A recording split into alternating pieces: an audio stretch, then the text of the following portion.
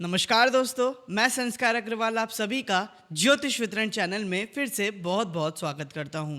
तो आज का जो हमारा टॉपिक होने वाला है वो होने वाला है बुध ग्रह के बारे में और मिथुन राशि के बारे में। अभी तक हमने दो ग्रहों के बारे में पढ़ा जो कि एक मंगल थे और दूसरे शुक्र। ऐसे ही आज हम समझेंगे बुध के बारे में। क्यों प्लैनेट बुध को प्रिंस बोला जाता है, क्योंकि प्लैनेट बुध को जो हम जिस स्टोरी के माध्यम से समझेंगे, जो एक विष्णु अवतार जो थे वो हमारे थे गौतम बुद्ध। जी हाँ, आप सभी ने सही सुना, गौतम बुद्ध की हम बात करेंगे। आप सभी को पता होगा कि गौतम बुद्ध एक राजा के बेटे थे, वो भी एक राजकुमार थे। इस वजह से बुद्ध को भी एक राजकुमार ही बोला जाता है। आज की वीडियो थोड़ी सी स्पेशल होने वाली है, क्योंकि आज की वीडियो में ना हम ये भी समझेंगे कि आपका 3 नंबर यानी जेमिनी साइन घर में, आपके जो टोटल 12 घर होते हैं, उन 12 भाव में किस किस जगह जाके गिरता है, तो कैसे कैसे उसके रिजल्ट्स मिलते हैं। तो चलिए ज़्यादा देरी ना करते हुए शुरू करते हैं इस स्टोरी को। तो जैसा हम सभी को पता है, गौतम बुद्ध जिन्होंने जन्म लिया था एक राजा के घर। तो जब उन्होंने जन्म लिया था उसी टाइम एक ऋषि आए थे जिन्होंने ये भविष्यवाणी करी थी कि या तो ये बच्चा भविष्य में बहुत बड़ा राजा बनेगा, नहीं तो ये बहुत बड़ा सन्यासी बनेगा।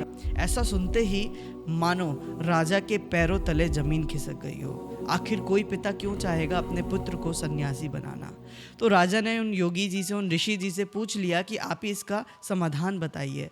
तो ऋषि जी ने बताया कि आप अपने पुत्र को किसी भी प्रकार के दुख से दूर ही रखेंगे। ये सुनते ही राजा ने निश्चित कर लिया था कि मेरा पुत्र जीवन में कभी भी कोई दुख नहीं देखेगा। पर बोलते हैं ना, जो होनी होती है बड़ी बलवान होती है। हालांकि राजा ने पूरी कोशिश करी उनका पुत्र, जो हमारे गौतम सिद्धार्थ थे, जो आगे चल के गौतम बुद्ध बने थे, तो गौतम सिद्धार्थ कोई दुख ना देखें। उनकी 19 वर्ष की थे जब वो उनकी शादी करवा दी थी नगर की सबसे सुंदर कन्या से। तो उनके बीवी भी थी, बच्चे भी थे। एट द एज ऑफ 29 उन्होंने डिसाइड किया कि क्यों ना अपना नगर, अपना राज्य घूमा जाए। तो अपने मित्र से उन्होंने अपनी ये इच्छा बताई। तो मित्र के साथ वो नगर, अपना राज्य घूमने जीवन में पहली बार निकल पड़े। जैसे ही वो राज्य घूमने निकले, उन्होंने जीवन की 4 ऐसी चीज़ें देखी जिस 4 चीज़ों ने उनका जीवन परिवर्तन कर दिया। सबसे पहली चीज जो गौतम बुद्ध ने देखी, एक बुजुर्ग व्यक्ति। जैसे ही गौतम बुद्ध ने बुजुर्ग व्यक्ति देखा, वो अपने मित्र से पूछे, मित्र इस व्यक्ति को क्या हुआ, ये व्यक्ति ऐसे झुका हुआ क्यों चल रहा है। उनका मित्र बोला, ये व्यक्ति बुजुर्ग है, बूढ़ा है। गौतम बुद्ध बोले, बूढ़ा है, क्या मैं भी बूढ़ा होने पे ऐसा दिखूंगा। उनका मित्र बोला, जी हाँ। ऐसा सुनकर, ऐसा देखकर गौतम बुद्ध को बहुत दुख हुआ। पर वो जैसे ही आगे बढ़े, उन्होंने एक बीमार व्यक्ति देखा। उन्होंने पूछा, गौतम बुद्ध ने अपने मित्र से पूछा, मित्र ये व्यक्ति को क्या हुआ है। तो मित्र ने बताया कि जब हमारे शरीर में कोई बीमारी आ जाती है तो हमारा शरीर भी कुछ इसी प्रकार हो जाता है। गौतम बुद्ध इसे देखकर भी बहुत ज़्यादा सोच में पड़ गए। वो जैसे ही आगे बढ़े, उन्होंने तीसरी चीज़ जो देखी, वो देखा जीवन में पहली बार एक मृत व्यक्ति। जैसे उन्होंने एक मृत व्यक्ति देखा, उन्होंने अपने मित्र से पूछा, मित्र ये व्यक्ति मूर्छित क्यों जमीन पे पड़ा हुआ है। तो मित्र ने बोला कि ये व्यक्ति अपने प्राण त्याग चुका है। गौतम बुद्ध बोले, प्राण त्याग चुका है अर्थात। मित्र ने बताया, मतलब ये अपना शरीर छोड़ चुका है। एक उम्र के बाद हर किसी को अपना ये शरीर सब त्याग के जाना होता है।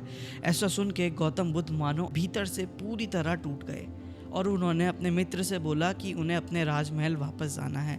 जैसे वो राजमहल लौट रहे थे, उसी क्षण उन्हें एक व्यक्ति दिखा जो कि आंख बंद करके एक वृक्ष के नीचे बैठा था, ध्यान लगाए हुए। बस उन्होंने उस व्यक्ति को देखा और अपने मित्र से पूछा, मित्र ये व्यक्ति कौन है। तो मित्र ने बोला, ये एक सन्यासी है। गौतम बुद्ध बोले, सन्यासी वो क्या होता है। मित्र ने बताया, सन्यासी जो संसारिक बंधनों से मुक्त होकर निष्काम भाव से प्रभु का निरंतर स्मरण करे, वही सन्यासी है। ऐसा सुनते ही गौतम बुद्ध को अगले क्षण ये समझ आ गया था कि उन्हें अपने जीवन में क्या करना है। और उसी रात उन्होंने अपना राजपाट, बीवी, बच्चे सब त्याग दिए और वो तपस्या के लिए जंगल चले गए। 6 वर्ष उन्होंने बहुत घनघोर तपस्या करी, जिसमें उन्होंने अपना पूरा शरीर लगा दिया, ना पानी पीने का समय, ना खाना खाने का समय, और बहुत पीड़ा भी झेली। लेकिन 6 वर्ष बाद भी उन्हें ज्ञान प्राप्त नहीं हुआ। जब उन्हें ज्ञान की प्राप्ति नहीं हुई, जब उन्हें मोक्ष की प्राप्ति नहीं हुई, तो गौतम बुद्ध को ये तो समझ में आ गया था कि जो ये शरीर है ना, इसे भी तो ईश्वर ने ही दिया है, तो इसको नुकसान पहुंचाकर अध्यात्म की या ज्ञान की या प्रभु की प्राप्ति तो नहीं होगी। उन्होंने हिम्मत नहीं हारी। आप सब लोग एक बात अच्छे से ध्यान रखेंगे कि जब भी आपकी बुद्ध की महादशा शुरू होती है, आप देख लीजिएगा, किसी के भी चार्ट में देख लीजिएगा, जब भी बुद्ध की महादशा शुरू होती है, महादशा के शुरू होने से 6 साल तक जीवन में व्यक्ति कष्ट भोगता है।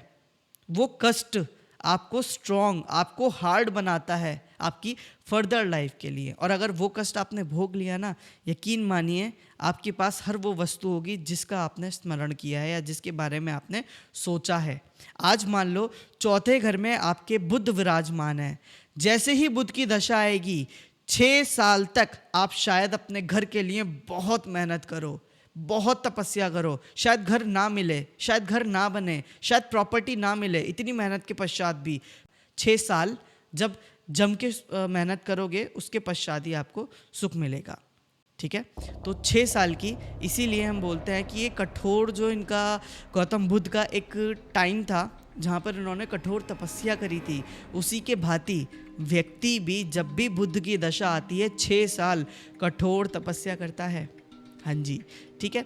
तो हुआ ये कि गौतम बुद्ध ने एक दिन ये निश्चित कर लिया, पूर्णमासी की रात थी, वो एक पेड़ के नीचे बैठे और उन्होंने ये निश्चित कर लिया था कि या तो आज मेरे प्राण मेरा शरीर त्याग देंगे, या फिर अब जब मैं उठूंगा तो मैं ईश्वर की या ज्ञान की प्राप्ति करके ही उठूंगा।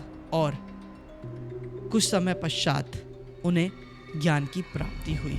उस रात को आज हम बुद्ध पूर्णिमा के नाम से भी जानते हैं। ठीक है, तो ये हमारी स्टोरी थी। और देखिए, आज हम ये सब जानते हैं कि गौतम बुद्ध ने खाली कम्युनिकेशन से लोगों की बड़ी से बड़ी समस्या हल कर दी।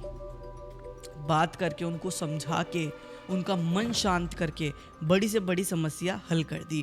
तो हमारा जो 3 नंबर राशि है ना, वो कहीं ना कहीं कम्युनिकेशन को दिखाती है।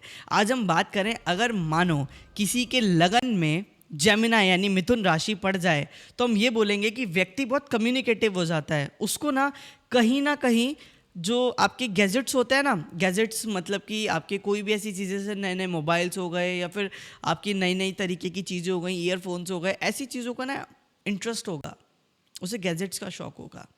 इसके अलावा हम ये बोलेंगे कि उसकी कम्युनिकेशन स्किल्स बहुत अच्छी होती है। वही 3 नंबर की राशि अगर आपकी चली जाए सेकंड भाव में, दूसरे भाव में, व्यक्ति के कम्युनिकेशंस बहुत अच्छे हो जाते हैं अपनी फैमिली से। फाइनेंस के टर्म्स में भी उसके कम्युनिकेशंस बहुत अच्छे हो जाते हैं, फाइनेंस के लिए अच्छे डिसीजंस भी ले पाता है। और मज़े की बात है कि उसे कोई हटा नहीं पाएगा उसके डिसीजन से। खैर, 3 नंबर राशि अगर आपकी जो जेमिनी राशि है, 3 नंबर राशि है आपकी, अगर तीसरे ही भाव में आ जाए, तो हम ये बोलेंगे पड़ोसियों से कम्युनिकेशंस बहुत अच्छे हो जाते हैं। या तो पड़ोसियों के बच्चे आपके घर में आके खेलते होंगे, या फिर आप पड़ोसियों के घर में अक्सर जाते होंगे, या फिर अगर आप बचपन में आपने देखा होगा कि आप अपने पड़ोसियों के घर में ज़्यादा समय व्यतीत करते थे या खेलने जाते थे, ये भी हो सकता है। इसके अलावा 3 नंबर क्योंकि कम्युनिकेशन से, तो मैं फिर बोलूँगा कि पड़ोसियों से कम्युनिकेशन हो सकते हैं। साथ ही साथ आप ये भी देखेंगे, अगर आपका 3 नंबर की राशि तीसरे भाव में ही गिरती है, तो आप ना ट्रैवलिंग करते में दोस्त बनाते हो। जब आप ट्रैवल करते हो ना, आप कहीं ना कहीं दोस्त मित्र बना लेते हो बहुत जल्दी, आपके बोलने की वजह से। वहीं पे चौथे भाव में अगर आपकी 3 नंबर राशि गिरती है, तो हम बोलते हैं कि 3 नंबर राशि चौथे भाव में मदर से बहुत अच्छे कम्युनिकेशन देती है। 5 नंबर में गिर जाए, बच्चों से या स्टडी से रिलेटेड कम्युनिकेशन बहुत अच्छा हो जाता है। इसके अलावा 6 नंबर में गिर जाए, तो जो सर्विसेज वाला एरिया है ना, जहाँ पर आप सर्विस देते हो या सर्विस लेते हो, वहाँ पर कम्युनिकेशन बहुत अच्छा हो जाएगा। और यकीन मानिए, मोस्ट ऑफ द जो आपकी पर्सन्स होंगे ना, मोस्ट ऑफ द चार्ट जहाँ पर 3 नंबर राशि छठे भाव में होगा, उनकी जो जॉब होगी या फिर उनका जो बिजनेस होगा ना, वो कम्युनिकेशन से रिलेटेड होगा।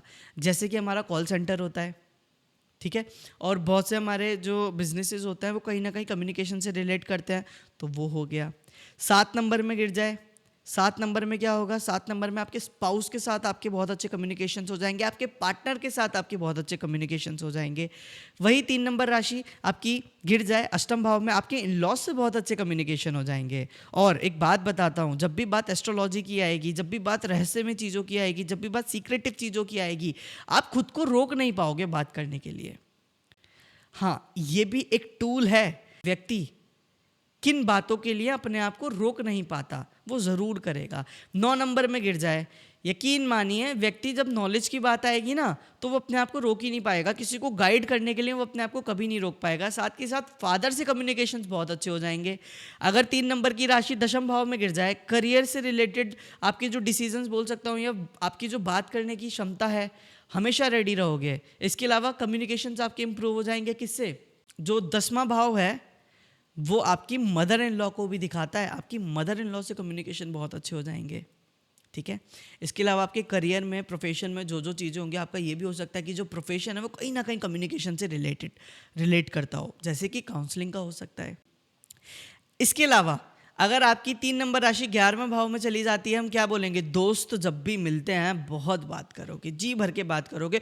दोस्त अक्सर जल्दी बना लेते हो भाई। इसके अलावा यकीन मानिए अगर वही राशि आपकी 3 नंबर की राशि आज आपके 12वें भाव में चली जाए, आप अपने आप को इन्वेस्टमेंट की जब अगर बातें हो रही हैं, एक्सपेंडिचर की बातें हो रही हैं, अपने आप को कभी रोक ही नहीं पाओगे। उसके बारे में बात करते हुए मिलोगे, या तो आप ये बोलते हुए मिलोगे भाई मेरे खर्चे बहुत होते हैं, या फिर आप ये बोलते हुए मिलोगे कि यार ये इन्वेस्टमेंट यहाँ नहीं वहाँ करनी चाहिए, ये इन्वेस्टमेंट ऐसे नहीं वैसे करनी चाहिए। लॉसेस के बारे में, एक्सपेंडिचर के बारे में, इन्वेस्टमेंट के बारे में अक्सर बात करते मिलोगे। यकीन मानो मैं आपको एक फैक्ट बताता हूँ, ये वो लोग हैं जो अपने सपनों के बारे में अक्सर बात करते हैं। ओ यार मैंने कल रात ये सपना देखा, ओ यार मैंने कल रात वो सपना देखा। तो इस सपनों के बारे में भी अक्सर बात करते हुए आपको मिल जाएंगे। तो ये था हमारा जेमिनाई साइन इन 12 भावों में जब होता है तो किस तरीके से रिएक्ट करता है, और हम जेमिनाई साइन को या फिर बुध को क्यों बोलते हैं प्रिंस। आपको आज ये कंसेप्ट भी क्लियर हुआ होगा। आज आपको ये इंपॉर्टेंट कंसेप्ट से पता चला होगा कि why mercury is equals to prince, and आपको ये भी पता चला होगा कम्युनिकेशन क्यों है मर्क्यूरी का एक पार्ट। रीज़न, गौतम बुद्ध ने खाली कम्युनिकेशन के थ्रू पूरी सृष्टि में कितने लोगों का मार्गदर्शन किया है। ठीक है, तो कम्युनिकेशन एक बहुत इंपॉर्टेंट पार्ट है। अगर इसी के प्रकार आप चाहते हैं ना कि मैं आपको एक ऐसी साइंस सिखाऊं जिस साइंस में आप बहुत अच्छी प्रेडिक्शंस कर सकते हैं खाली आप इन राशियों को ही देखकर, तो नीचे दिए गए लिंक पे आप जाकर विजिट कर सकते हैं। इधर हमारा जो ये ऊपर व्हाट्सएप नंबर आ रहा होगा, यहाँ पर व्हाट्सएप मैसेज कर सकते हैं आप, और आपको पूरी डिटेल्स हमारे साइट से प्रोवाइड कर दी जाएंगी। ये कोर्स हमारा बहुत जल्द शुरू होने वाला है, तो आप डिटेल्स ले सकते हैं पूरी। इस कोर्स का कंटेंट क्या है, सिलेबस क्या है, फीस क्या है, सब आपको ओवर द व्हाट्सएप बता दी जाएगी। चलिए मिलते हैं आप सभी से अगली वीडियो में। नमस्कार।